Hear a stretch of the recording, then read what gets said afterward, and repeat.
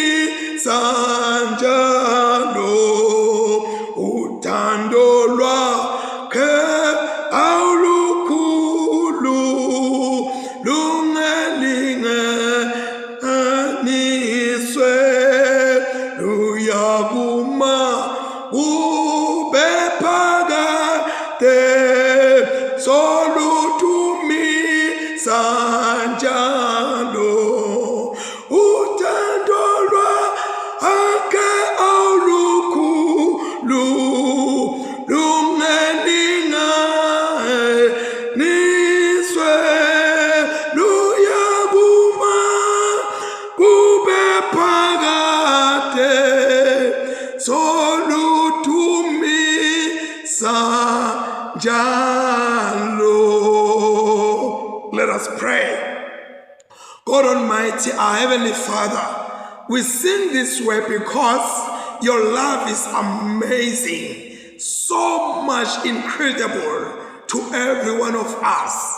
Because you loved us, Lord, you called us your sons, not your grandchildren, not your servants, but your love accepted us, Lord, unworthy though we are, and you made us of yourself to be your inheritance here on earth. Oh my God and my Father, continue to go before us. In Jesus' name, Father, we pray. Amen and amen. Bathandekayo ekseni, we have just read from the book of Psalms 45 and 46.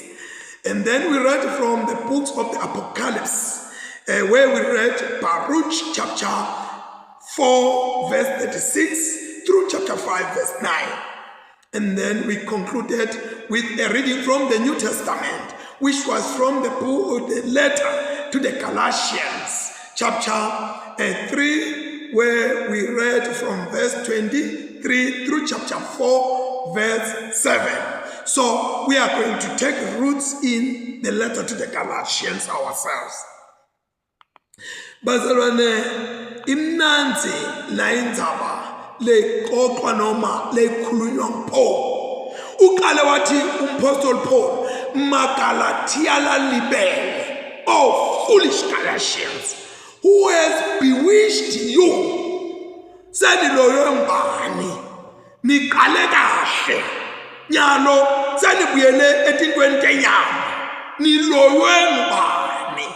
Namuhla la siqhubeka khona bazalwane ngifuna ukuthi ngithi let me just take root la sikhona khona in Jesus name, amen. Kunetinjwanyana lengifuna, I'm sorry, lengifuna ukuthi ngithi kutinta kethu.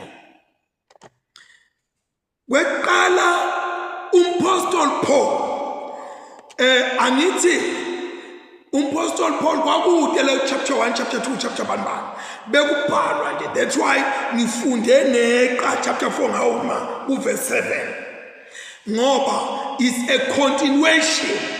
Uyaqhubeka umpostoli Paul ukhuluma indzaba lokhu kwentiwa muva lecanonizer nekubekwa kusanya kuhleliswa kwekuthi nasifunda kumbe kwakhe isensi kulabanye bethu.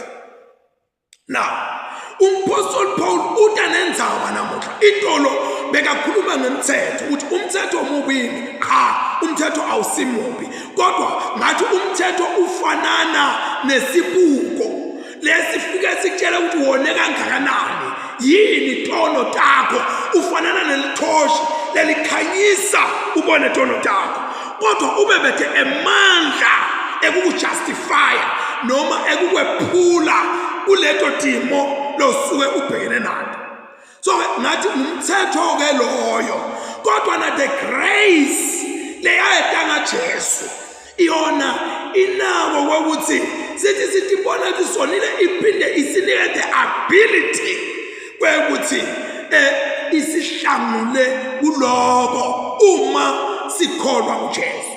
Uthi ke namuhla uApostle Paul laqhubeka khona uthi kusengafiki kukholwa sasigcinwe ngumthetho sivaleleke ngaphansi kwemandla awo kwaze kwefika ukukholwa lebe kutawukwempula.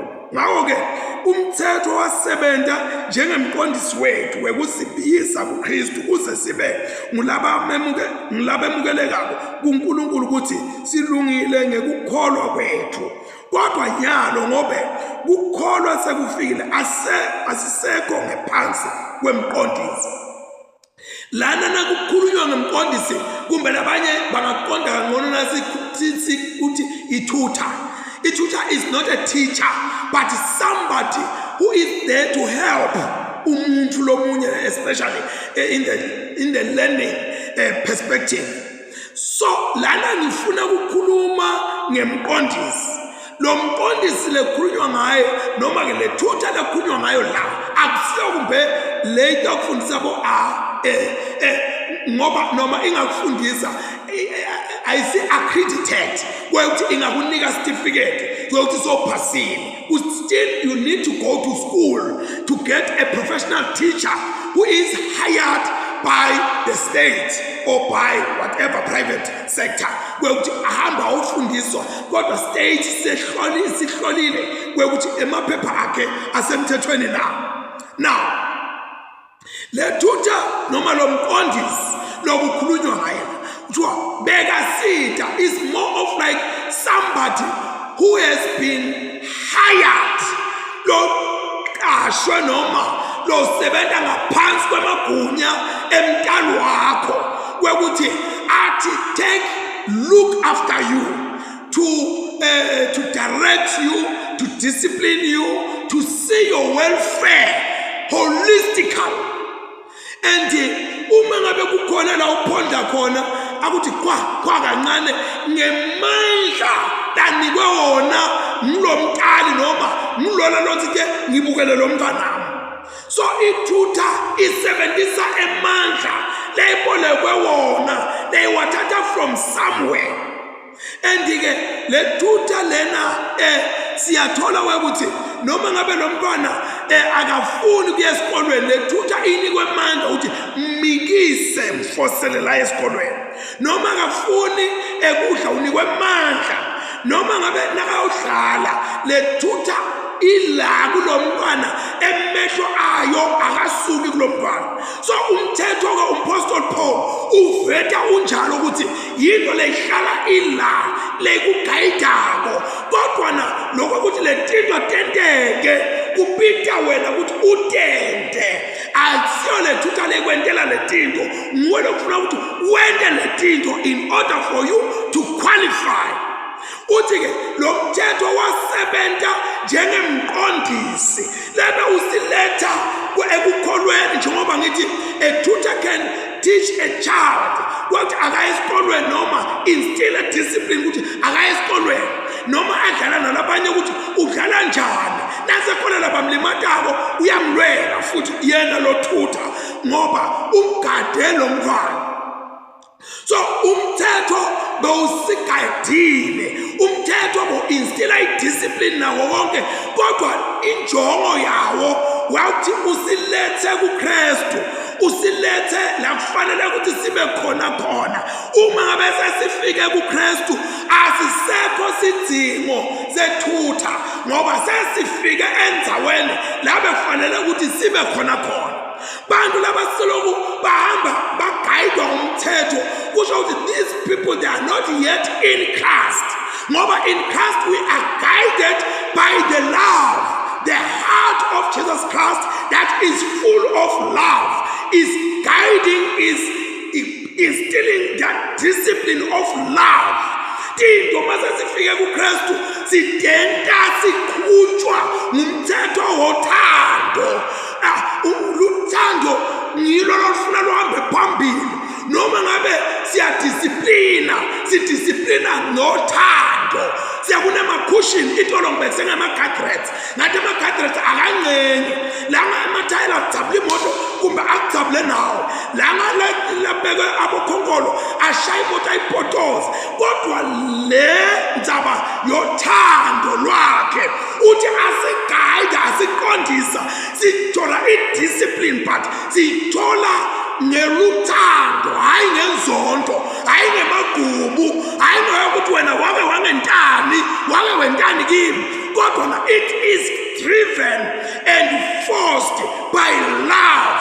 So ngiyangabekisa ngathi uNkulunkulu usibeka la sibeni kanje abese athi kancane you still feel kushaya kwenhliziyo wethando ukuthi ngiyathandwa ngidisciplinwa ethandweni. Ayikho ke into ukuthi ikhona into lengasehlula othandweni lukaNkulunkulu. We walk in this love, we live in this love, we are always in this love. Lolu thando lwakhe luyasi-equalize, lusenda silingane naJesu. Uthi asibitwa njengabatukulu baNkulunkulu, asibitwa njengebangani baJesu, kodwa uthi uNkulunkulu singemadvodzana akhe uma sikholwa nguJesu.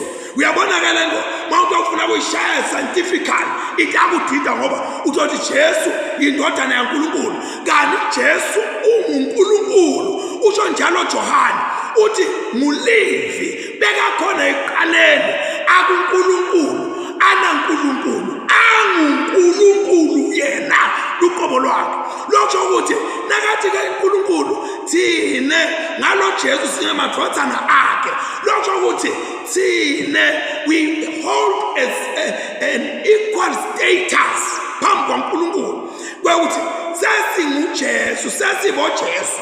Kungako lapha athi khuluma ukuthi uma ngabe sesilapha kuKristu Jesu angifundele verse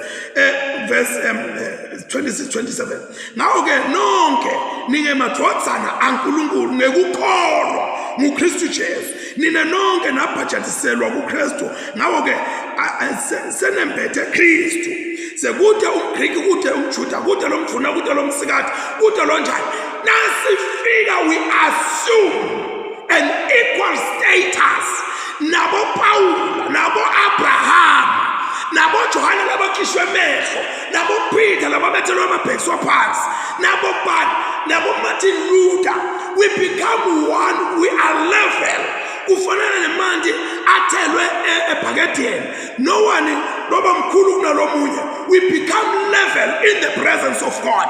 Lokho kwentwa yini luthando lwakhe ude labathanza kakhulu ude labathanza kancane. And ke masehla lapha esifunda uthi angumfunda lo verse 29 uthi nangabe ke niba Kristu nintalelwane ya Abrahama nidindlalifa ngekwesethembiso uma ngabe sikuKristu uma ngabe sitelwa kabusha uma ngabe sibhabhatiswa kuye we become the spiritual descendant of Abraham. We become the children of promise. We are the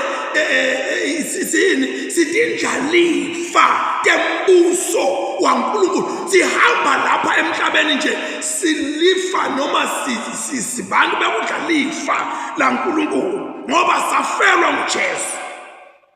Ngisho ukuthi ke ngesikhathi indlalifa iseyincane ayikehlukane nesisebenzi noma ingumnikati wakho konke iba ngaphansi kwemlinzi nebaphathi bayo kuze kufike isikhathi lesabelwa nguyise. Kunjalo ke nakithi ngesikhathi sisebantwana sasigcilathwe yimimoya yemvelo. Uma ngabe sisebancane kunetinto masibantwana leti sigcilatako, we don't have lawo mandla etwaleto tinto, but we need someone to help us. Noma ngabe umntwana imoto ngeyakhe imali ngeyakhe uyalondwa ngoba angatihlaphathisa letinto atimoshe tiphele noma tithathwe lapha kuye. So we need someone to look after us. So ngesikhathi sibancane imithetho yemvelo beyisibuswa nasikhuluma ngemithetho yemvelo bokhama energy whatever because of effect uze ulimala nje ngoba awukathandazi, uze ugula nje ngoba ukaye esontweni, uze uyapronyotshwa nje ngoba uthandaza kakhulu, ukholwa kakhulu, usila kakhulu. Those are the cause of effect lokwenteka la emhlabeni. Thina akusinjalo. uNkulunkulu usithanda sibabi, wathanda indoda wabekisa Jesu ngendoda nolahleko leyathi ngitawusuka ngiyele kubabe ekhaya ngithi angisafanelwanga luthando lwakho alisamfanelanga siyafanele ngibe sisebenzi.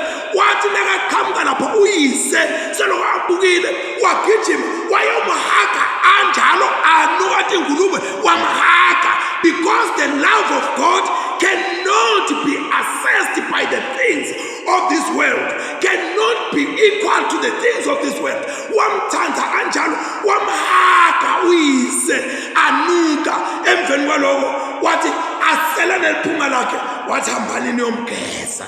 Lasala liphunga limkhumbuta ukuthi indodana yami beyisehluphekele beyikuphi kumadini, wathi mgezene kulungiswe kuyongenwa edilini. Siyabona ukuthi lolu thando lwaNkulunkulu cannot be washed away by liphunga la khona sitha siyasasa sawusindumbe kakhona. As long as we come back and admit that I am a sinner, itolo ngibekisile ngathi there are 3 types of people that are behind the bars. Weqala ngilaba frenyiwe, besibili ngilaba bekelela ugibe, lesithathu ngilaba netigelekeqe letithi mnevela ngigangile ngikwentile lo ngathi lesigelekeqe nasivuma lokho siyakhishwa kwesitawuze sifake lo moya kulaba laba basale bahleli lapha ngoba bahleli kahle endaweni ekahle ngoba nalaba bafremile ngaphandle mabangaphuma babuyele ngaphandle bangaba ingoti kubo ngoba kuthi awuvela iqiniso. So ke bakahle bahleli ngaphakathi behind the bars, bona laba frame laba baphinde babhekela laba ligibe nibo laba boshiwe abanakuthula ngoba liqiniso bayalathi noma bangashintsha bagoke kamnandi badle kamnandi liqiniso bayalathi ukuthi lo behind the bars hayi ngoba onile kodwa ngenxa yami yemhobholo lophethe mina angiphethe bazalwane. Uthi ke there is no cause of effect mase kuKristu Jesu kwenteka lo.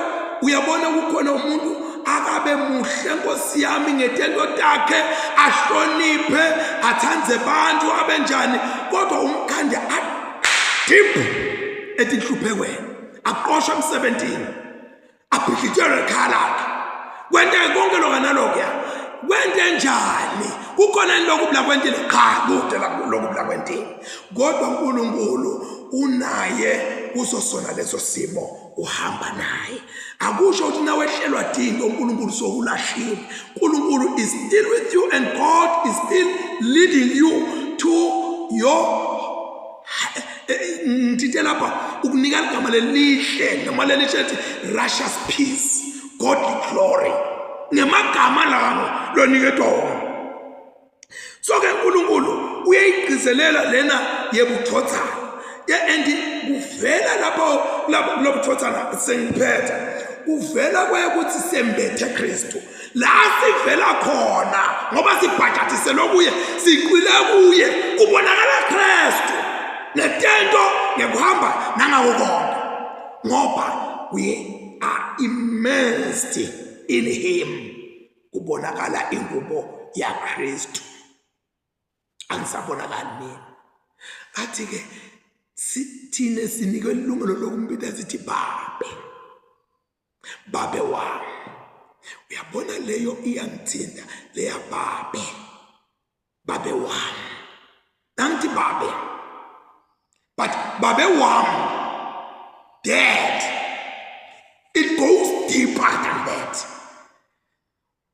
Uma ngabe nje athi umntwana babe wami, ngiva khona into leti nginyakatako.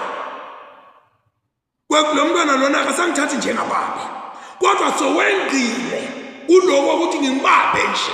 Banengo baba. But nasekathi babe wami sekakupersonalize lokho.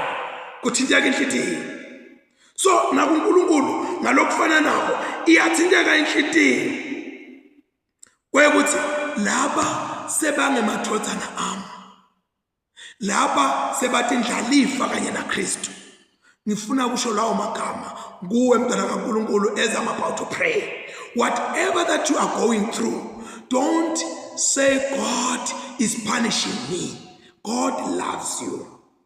Ukuthanda uNkulunkulu usithaba itolo bengifunda nganaba bomake bo Bathsheba bo Tamare bo Ruth bantu betive labanye bangena emishadweni labanye bathola abantwana labanye kwabanjani ngetindlela etibheceleni. Luthando kaNkulunkulu it looks beyond lokwehlele ngoba kunekwenteka ukuthi wena ubuka into leti kwehlele nalabanye babuka into leti kwehlele babese bayakukriticize kanti uNkulunkulu ubuka ngale motives wekuthi letinto tikwehlele ngempela noma ubekelwe ligebe letinto tikwehlele ngempela noma ufrenyiwe. So that is how God loves us. Let us pray. God Almighty, our Heavenly Father, we want to thank you at this hour of the morning. Sibonga ukuthi Nkosi wena usende sabathi dlalifa.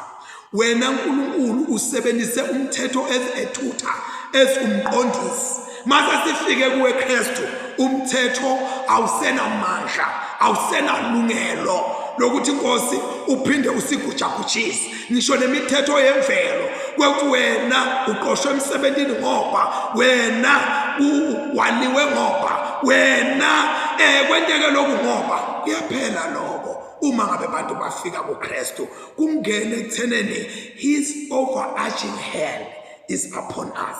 This Lord we pray in Jesus' mighty name. Amen and amen. And the blessing of God Almighty, Father, Son, and the Holy Spirit may remain with us all now and forevermore. Amen and amen. Siyabonga bazalwane, siyabonga bangcwele. Be blessed wherever you are. And please do take care of yourself by giving God priority in your life. Wekuthi wena uNkulunkulu uweqala ekujabuleni nasekwenteni kwami konke. Amen and amen. Babelolo ngilese sibongile Nkosi ekseni egameni likaJesu. Sibonga umsa